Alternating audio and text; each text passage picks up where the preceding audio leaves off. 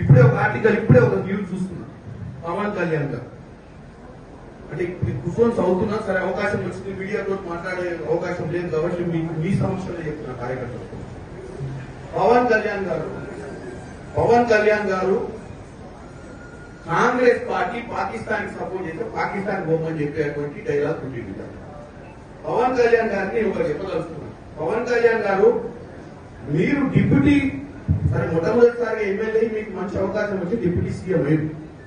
ఇది సినిమా కాదు, స్క్రిప్ట్ రాసిస్తే చదువుకోని నువ్వు ఒక ఉప ముఖ్యమంత్రి అంటే ఒక స్థాయి ఇచ్చింది, స్థాయికి తగ్గట్టు మాట్లాడాలి. ఎవడో స్క్రిప్ట్ రాసిస్తే చదువుడు, లేకపోతే ప్రధానమంత్రి నువ్వు కృషి చేయాలనుకుంటే ఇంకేదైనా ప్లాట్ఫామ్ మీద పోయి రాజకీయాలు బంద్ చేసి సినిమా తీసి నంగనారావు తీసినట్టే మనం 2 సినిమాలు తీసి ఆయన ప్రసన్నం చేస్తాం అంతే తప్ప నీకు ఒక అధికారమైన బాధ్యతలు ఇచ్చి ప్రజా సమస్యల మీద పోరాటం చేయాల్సినవి బాధ్యత లేకుండా కాంగ్రెస్ పార్టీ పాకిస్తాన్ లో సపోర్ట్ చేస్తుందని ఒక ప్రచారం చేసే ప్రయత్నం చేస్తాం. కాంగ్రెస్ పార్టీ సెక్యులర్ గా ఈ దేశాన్ని కాపాడాలనుకుంటుంది.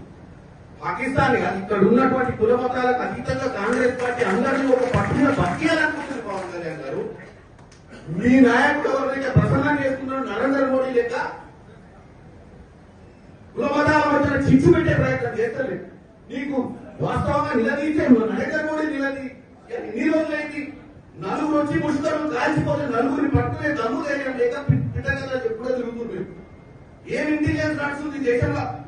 నలుగురు వచ్చి మిట్ట మధ్యాహ్నం కూడా బౌండరీ మీద కూడా కాదు, బోర్డర్ మీద కూడా కాదు, లోపలికి వచ్చి 100 కిలోమీటర్ల లోపలికి వచ్చి కాల్చిపోయిన నలుగురిని పట్టలే నువ్వు పిట్టకథ చెప్తే నువ్వు ఆ పిట్టకథ నువ్వు విని మళ్ళీ కాంగ్రెస్ పార్టీని విషప్రచారం చేసే ప్రయత్నం చేయడం అనేది వాస్తవంగా ఆంధ్ర ప్రజలు నీలాంటి ఉప ముఖ్యమంత్రిగా ఎన్నుకునేందుకు వాళ్ళ క్షేమియాలి.